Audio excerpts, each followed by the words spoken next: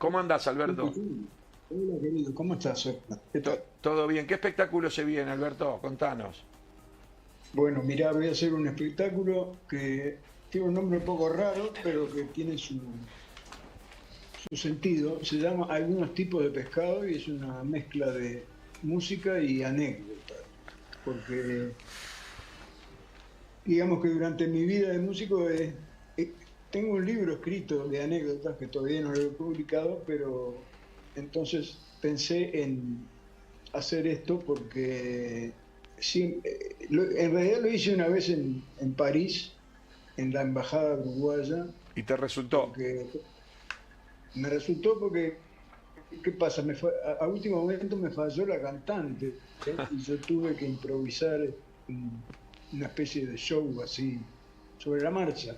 Entonces se me ocurrió hacer esto,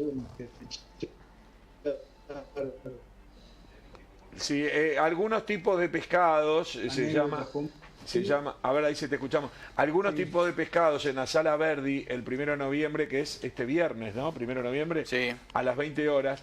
Es un recorrido por la época, sábado sí, Sí, una época, voy a leer lo que dice la Gacetilla y vos me lo ampliás.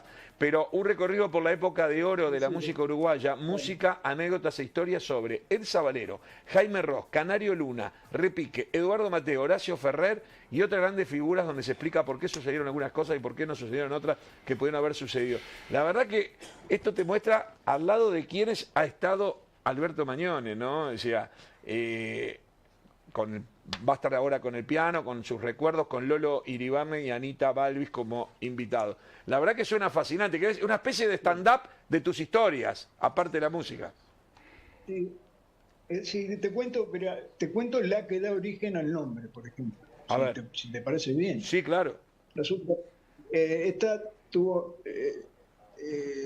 cuando yo volví al Sabalero al Uruguay, formó una banda para acompañarlo, que entre los músicos estaba, por ejemplo, Jaime Ross, que tocaba el bajo, y Gustavo Echenique y otros grandes músicos, y en realidad esto pasaba porque Jaime Ross todavía no era Jaime Ross, era sí un músico conocido, pero no había llegado a ser, digamos, la gran figura que soy, ¿no? Entonces, cuando volvió a Uruguay, a- antes de grabar su primer disco, no su primer disco, su disco que en realidad lo catapultó a la fama, que se llamaba Mediocampo, se llamó Mediocampo, ella tenía dos grabaciones anteriores.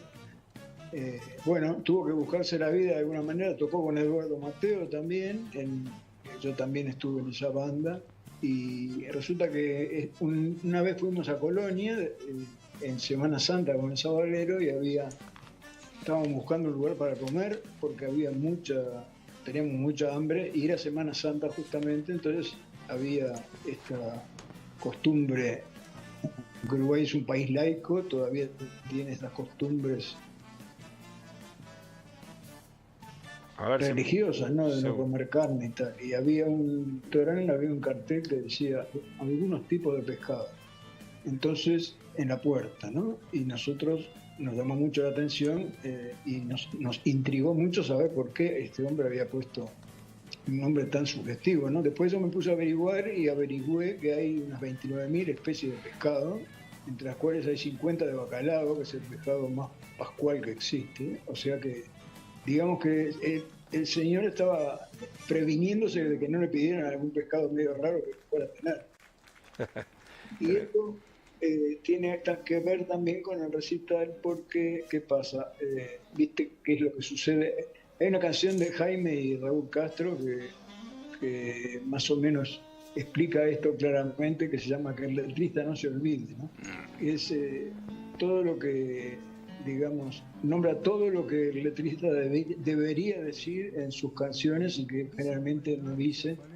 Y entonces yo lo que hago es decir, bueno, miren, yo voy a contar algunas historias, no voy a contar todas las historias que pasaron, ni las conozco, pero, o sea que no me pidan, pídanme lo que yo me acuerdo, no me pidan, y no me digan, bueno, pero ¿por qué no nombraste a qué? ¿Te acordás que también tocaba con este otro? ¿Y por qué no contaste aquello que pasó? Bueno, yo voy a contar las cosas que me acuerdo y de las que de las que tengo presentes en mi memoria, que como te digo, forman parte de un libro que ya escribí y para el cual estoy buscando un editor.